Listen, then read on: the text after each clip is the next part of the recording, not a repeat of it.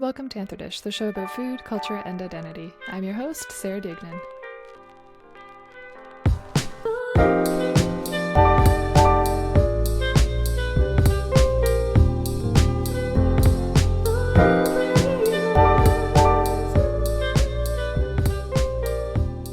As far as public conversations around fermenting, we've come a long way as a society in understanding what that means in 2024. So with that, deeper explorations into the practice of fermentation and its role in building communities tend to get a lot more interesting. Dr. Julia Skinner is returning to AnthroDish today to discuss the magic and art of fermentation, a central theme in her latest work, The Fermentation Oracle. This book is an oracle deck, recipe guide, and meditative practice that combine the understanding of magic, metaphors, and transformations in the small moments of our day-to-day life. Today, we're unpacking how the wellness industry has co-opted mindfulness and what that actually can look like in a variety of different households, as well as the types of transformations that are possible not only through fermenting certain foods, but the containers that they come in as well. We also look at the relationship between oracle and fermentation, and how Julia positions science and magic in fermentation process. Here's my conversation with Julia. All right, welcome to the show, Julia. How are you doing today? I'm doing great. Thanks for having me. Thank you for coming back. I realized I should have said welcome back. And as folks may hear, if you're listening in, my son Keelan has decided to join us, so there might be the occasional squawk as we're having our conversation. But for those that did not listen to the first episode or maybe not familiar, do you mind sharing with them a snapshot of who you are, where you're coming in from today, and the type of work that you do? Sure. Yeah. So it's great to be back. Our conversation last time was so fun, and so I'm glad to be here. So I have a PhD in library science, and I left the world of the academy in 2018 and dove into my work as a food historian. And I now own 3 different companies related to that. So Root is, food history and fermentation, like classes consulting, like I do consulting for creatives in particular, for people who are like writing a novel and trying to, figure out how to include, a cookbook or some historic food element. Things like that. I am also a writing coach, and that comes from my writing, which is the other kind of big component of my work. And then I also am founding the Culinary Curiosity School, which opens on November 11th.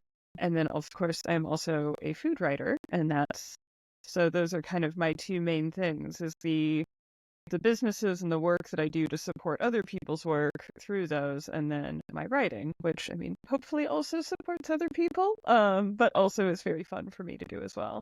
Yeah, you truly do so much. Like, I'm always blown away when I see much you're able to bring to all your different businesses and writing. And it also kind of strikes me too, because I know last time we talked about the idea of community through fermentation. And in hearing you speak to all of the businesses that you have, I realize like that's such an integral part of like everything that you practice. Definitely. Yeah. No, and I think one thing I really love about doing this particular kind of work is being able to think about all the different ways community can manifest, which is really a gift that fermentation has given me, is to think about how community, manifests in this jar. There's a lot of little communities doing a lot of little things in there, right? It's not just like one species of bacteria. There's a lot of things interacting that result in the food that you create or co-create with them. And same with like if you look at mycelial networks, or like any of these different ways that we interact with microbes in our daily lives, really speak to the fact that each of us can plug in to a community and into co-creation in a variety of different ways. I love that you say co-creation too, because I think that reframes it in a really interesting way, just to kind of get your mind around truly what community can be. And something that is really exciting with your latest, the Fermentation Oracle, is that you're getting into this idea of magic in relation to science as well. So can you speak to how you kind of situate those 2 elements together within your own work?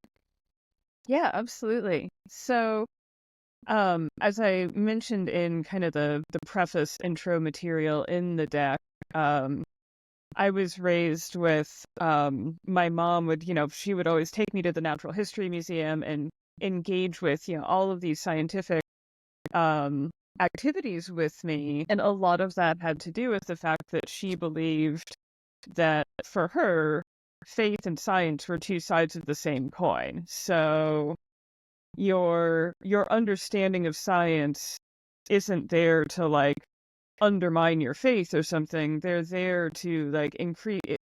It only increases your sense of wonder. When you learn something new, it's like, oh wow, like now I know that. Isn't that cool that that that was created, or that, whatever your religious beliefs. Her and I have very different religious beliefs, but I like the concept of science being an avenue to wonder and an avenue to magic and to thinking about the world as a magical place rather than thinking of science as something that somehow kills magic, because I don't think that's true. Yeah, I think that's a really great way of looking at it too, because I think that's something, particularly when you think of like heavy biosci or just the way that it's presented sometimes, it can be so sterilized. It's very, that's the word I'm looking for, like repetitive in its practice, which it is, but it also is like, so many of the scientists that I know are so deeply rooted in the idea of wonder, but then you can't really talk about it in a public facing way the same way. But it's so necessary to the curiosity and creativity that's like inherent within it as well. Yeah, absolutely. And that's something I appreciate about having left academia and not really doing as much academic publishing. Like I'm sure a lot of my fellow PhDs out there think I'm like absolutely loopy. Like because I'm writing about like science and magic being intertwined, and like, but I mean, if we want people to get on board with these ideas and be interested in scientific concepts, I mean, we have to present them to people in a way that they connect with. And like the wonder and the like, isn't this cool? Look at this. Like you can co-create with these microbes. You can be a part of this. I mean, is such a powerful way to go about it. And I mean, really does. Like every time I talk to people, sometimes people are like, wow, I didn't know the history of this or that thing. Like, it's cool. It's cool that you, talked with me about that. But like a lot more of what I hear is people being like, thank you for helping to like spark this sense of wonder and to like help me feel connected to this practice. Which means a lot to me and tells me I'm doing something right, hopefully. Oh, you absolutely are. And I think I definitely, as another academic that has left the academy, I love being able to see like other people flourish outside of it, because it is restrictive in that sense. And I really like your point about making it accessible and like as an entryway into further curiosities, because you have such a wealth of resources that you've created over the years. So if people are getting excited, then they can continue to like explore the depths of that in ways that don't feel intimidating. And I think that's a really big barrier that a lot of people face, especially in the internet age when we're like bombarded all the time. And I'm curious if you can speak to the idea of like oracle cards and practice in relation to fermentation, because that's something we have definitely not talked about on the show. So I guess the first question is, how would you explain oracle cards to someone who hasn't seen a deck before, and how do they relate to fermentation?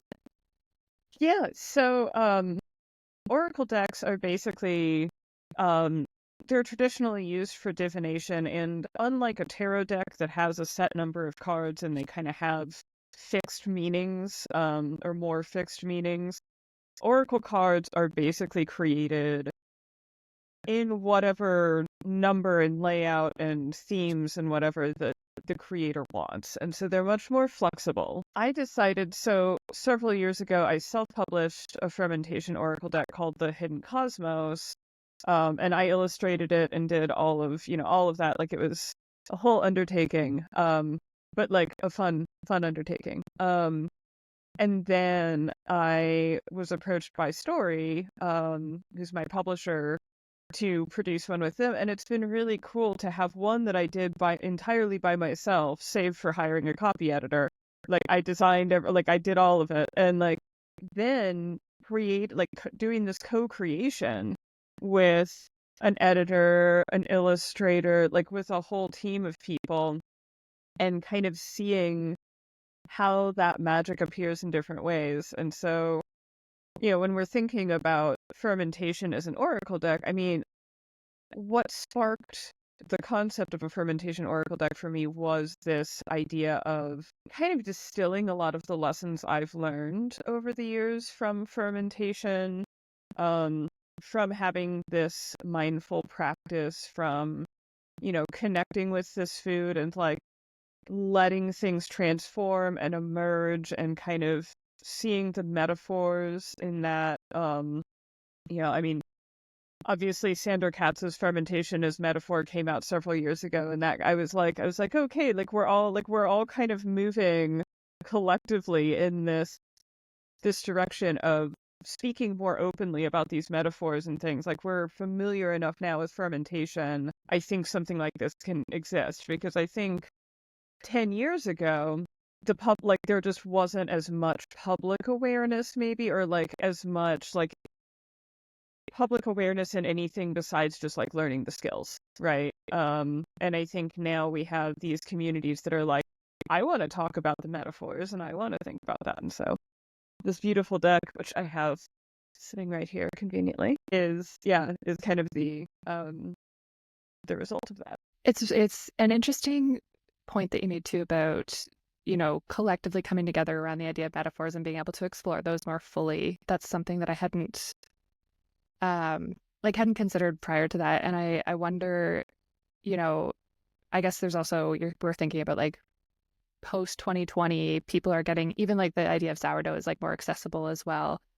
But that's something that is really fascinating throughout the deck that you present, is there's, all of these really ripe themes. And I'm curious if you can kind of walk through the process of creating links between some of the elements in the deck themselves and the recipes. Like, there's some that seem like really straightforward, like quick pickles and simplicity as an idea, but I'm sure that they weren't always as easy to kind of stitch together. Yeah, and so it really, it's funny because kind of for the people who are listening who are like, what on earth is going on here? Why are there recipes? Like, the way this is laid out is there's cards, and you can pull the cards and either use them for divination like a traditional oracle deck, or just like to learn recipes. Like, you can use them however you want. And it's funny because when I think about what kind of what inspired each card, really, like, these things just came to me. Like, it wasn't like I was sitting there and being like, okay, what lessons have I specifically learned from green papaya salad, which is the thing I just happened to open, right? Like, it just like, this concept would come to me, or like the food would kind of come to mind, and then like it all just wove together really organically without me having to do a lot of like conscious work. So for the green papaya salad, it's reimagined, and so the reason why it is reimagined is because I use the brine from it in martinis, and so there's a like using this one ingredient in a few different ways and kind of repurposing and reimagining it, and like how can that concept of reimagining map itself elsewhere in your life. Yeah, so that's and that it just all came together very organically and without much work on my part, frankly. I mean, like, it's just like all these ideas were like really ready to crystallize. Well, that's when it's like ready to go as an idea to like be, out in the public. That's incredible. And I think, when you're reading through the recipes, when you're reading through the concepts, it is such a grounding practice. Like, even just looking at the illustrations, even though they're like these whimsical, delightful, very, very full illustrations, it's such a grounding book. It's very calm. Like, reading through, you just kind of feel that presence of peace. So I'm curious if you can speak a little bit to, you kind of talked about how you transitioned from working solo on your first deck to creating in community with this. So what sorts of elements are added when you're working with an illustrator that you maybe didn't expect as you're working through it? It's interesting because so when I illustrated, there are a few recipes and concepts that made it into both decks, but most of them are different. And for the ones that I illustrated myself, I mean, I had a very clear idea of I as the author think this is how this should, look or whatever. And it was really interesting to see how somebody else interpreted my ideas, because sometimes, like with that green papaya salad, like there's a martini glass, which is like, okay, like makes sense, right? Like it's about martinis. But then there's other ones that like, so I mean, people won't be able to see this because, it's a podcast, but there's this one that's fine depth, and like, the way that this is illustrated is beautiful, but it's absolutely not how I would have illustrated it.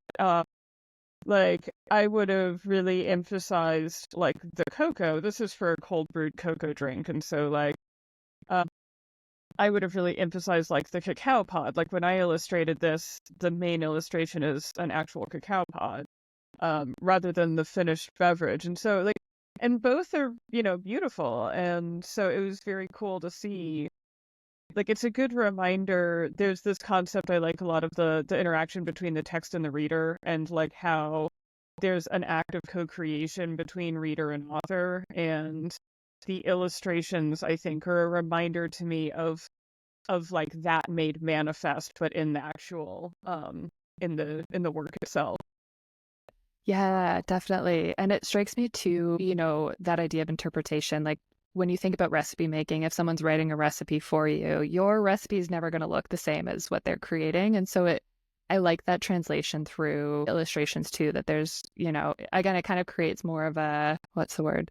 Like, I think I already used the word robust, but I think it creates this understanding of community as well through those interpretations, which is an interesting way to kind of look at it too.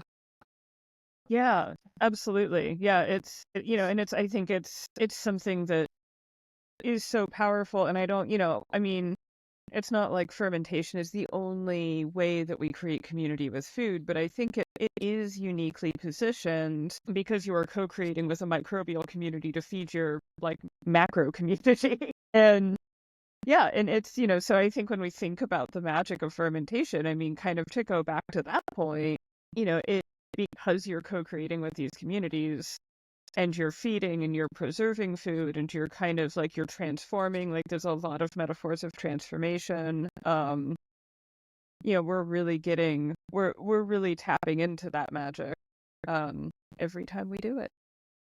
Yeah, I love that. I wonder if you can speak a bit more to the idea of transformation that comes across through your deck as well, because that's such a powerful theme. And I'm curious, do you see there being different types of transformations across the recipes that you have or across the actual process of these ferments as well?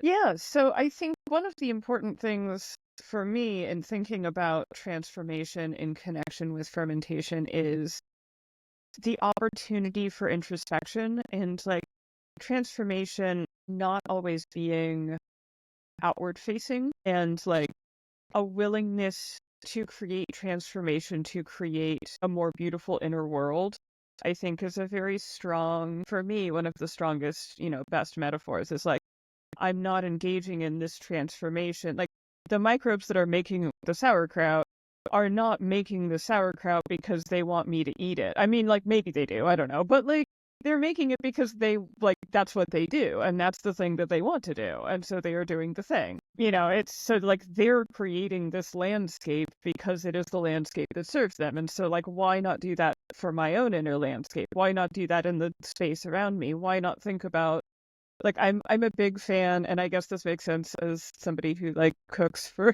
and writes about food for a living, but I'm a big fan of the concept of containers that we see in a lot of coaching spaces and a lot of like, just a lot of spaces, right? Spiritual spaces.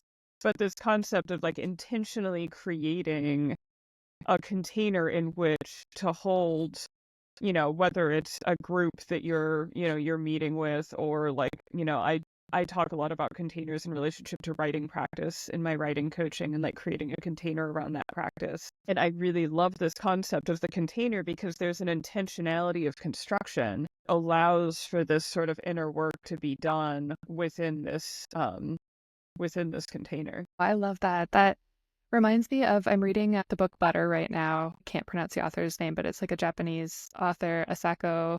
I can't remember their last name, but in it, they're talking about the idea of the transformation of making a cake and how the edges of the cake start to form and this container starts to form around the cake, and that you can't truly understand one of these characters without having baked that cake and seeing those borders and those containers come to fruition. And it also reminds me of, even within fermentation practices, I'm sure there's certain containers that are suitable for particular types of ferments, and then others would not be good for like that specific context as well. Yeah, absolutely. And that, I mean, fermentation is in many ways very simple and forgiving, especially if we're thinking about like lacto-fermented vegetables, right? But it is all about creating that environment, like, the container actual and the container metaphorical too. Like, creating like, adding enough salt, but not too much salt. Like there's a lot of balance, right? And a lot of like, okay, does this need air or not? Like, do I have to stir this? Do I leave it alone? Like, with something like koji, koji itself only takes a few days, and you kind of have to make sure the temperature stays regulated and like mound it up at first and then spread it out at the end as the internal temperature rises with the fermentation process. And so there's like, one of the things I like a lot about container building and fermentation in particular, and something I've been thinking about a lot recently, is the concept of tending and how fermentation asks us to tend and separates us from like the instant gratification sort of lifestyle that we're used to. And like, we're not accustomed to being told, no, you can't have that right this second, right? Like we're very used to like getting anything we want right now. Like, and it's like fermentation's like, like I don't care how bad you want it. Like you're not. Like you have to wait, and you have to co-participate in this. You have to tend. You have to help build the thing that we're building. Which is, I think another powerful metaphor. Yeah, it's the whole process is truly so ripe with metaphors, but I love the idea of tending as well. Especially because there is, part of the concept throughout the book is also this idea around like mindfulness. And something that I really loved in your book is that you directly look at the wellness industry as like a complex, and how it's taken away from this idea of mindfulness in a way that isn't necessarily the true kind of connections with that practice and that idea of tending, and not, that instant gratification piece. So there's a one line that just like blew me off my feet as I was reading it, but you were saying like mindfulness is often cultivated during the act of doing. So do you mind speaking a bit more to how this plays out, not just in the recipes, but how someone would use the Fermentation Oracle deck as well? Yeah. Yeah, so I think when we think about mindfulness, we tend to associate it with like one particular style of meditation, which is, the sitting still and clearing your mind sort of, and like, which is great. Like, let's all do that. But there's many ways to meditate, right? Like, when I was growing up, I would often do like walking meditations, right? And I think, mindfulness is simply present moment awareness, and you can cultivate that wherever. And, people, in order to find grounding and regulate their nervous systems and do all of these things, have done that for thousands of years, because most people, unless you were a like wealthy white guy, you could not, like, you didn't have the leisure necessarily to sit around, like extensively. Like most people were doing, and are, right? So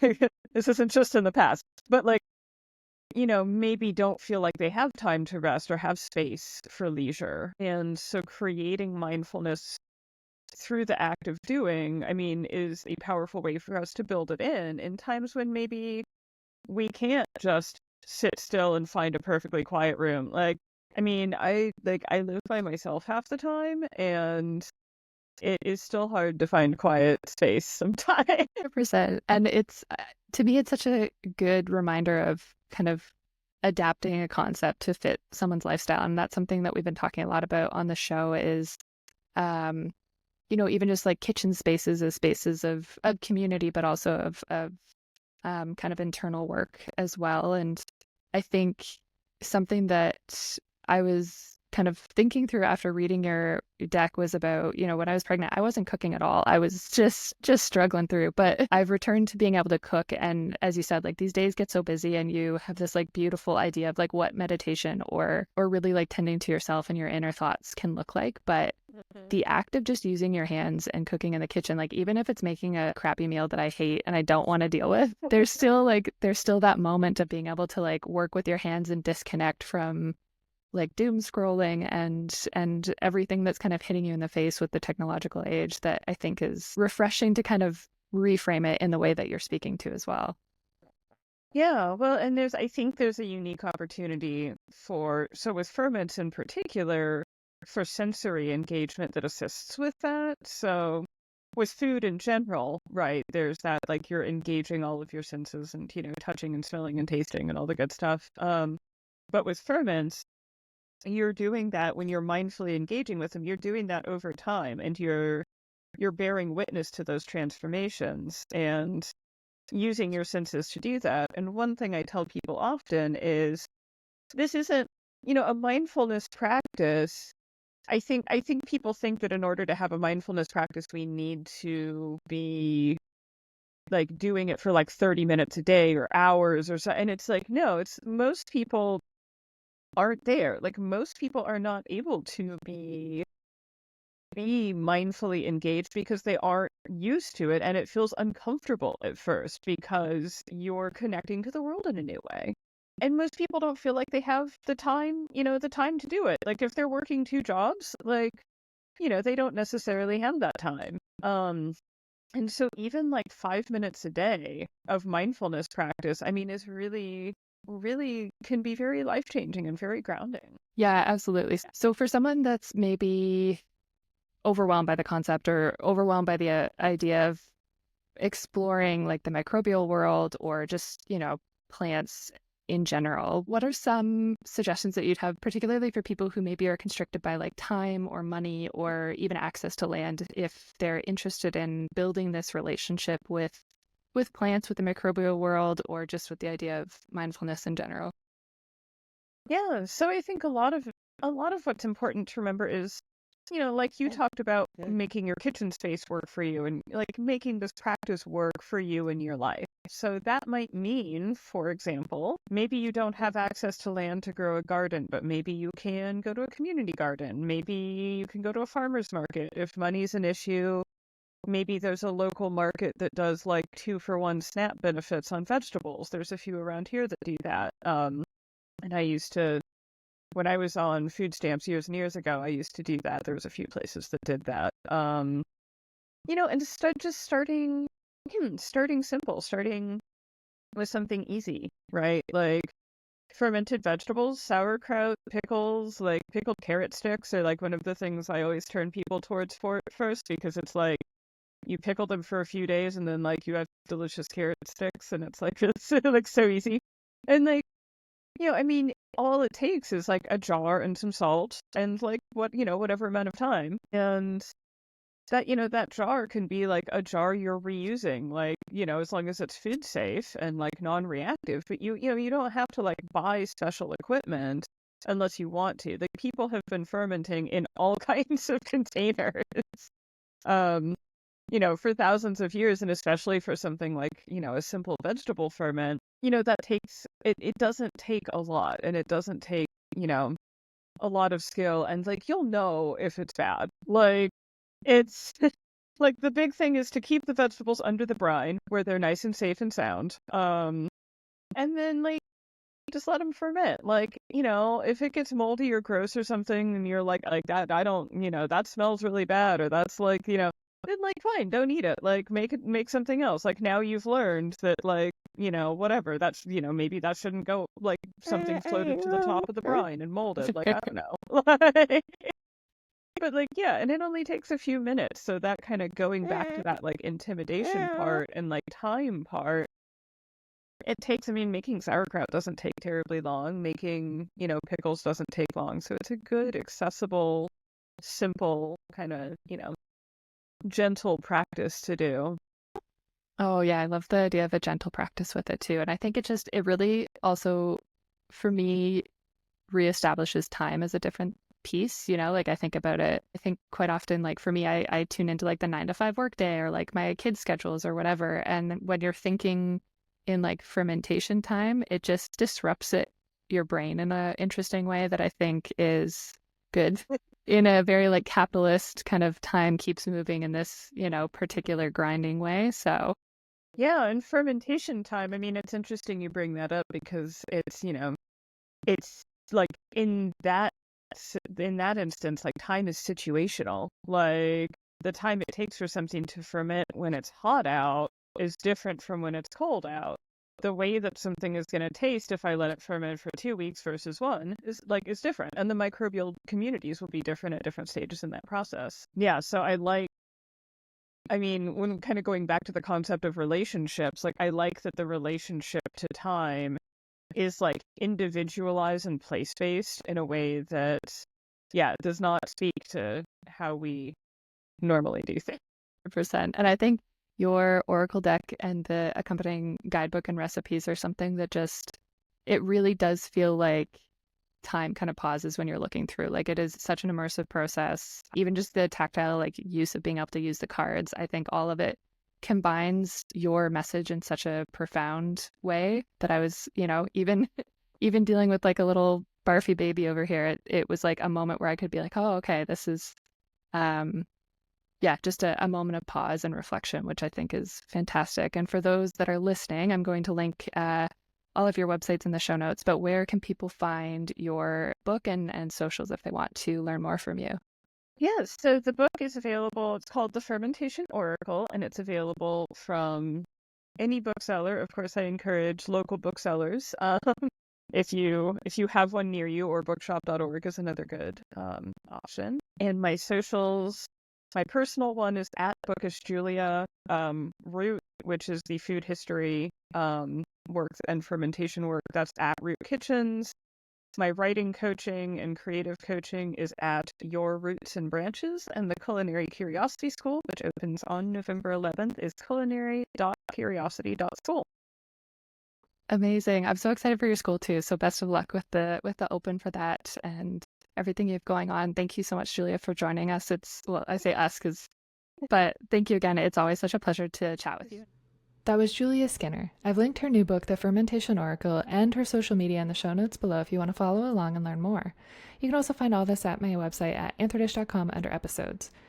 Thanks so much for listening to AnthroDish Podcast. Subscribe to the show on Apple Podcasts, Spotify, or wherever you get your podcasts. And if you like the show, please rate us on Apple Podcasts to help get the word out. For more AnthroDish, sign up for my newsletter at sarahduignan.substack.com or find me on TikTok, Instagram, or Facebook at AnthroDish Podcast. I always love hearing from you and what you're thinking about food. AnthroDish is produced in partnership with the American Anthropological Association. Thank you so much for tuning in, and we'll catch you next week.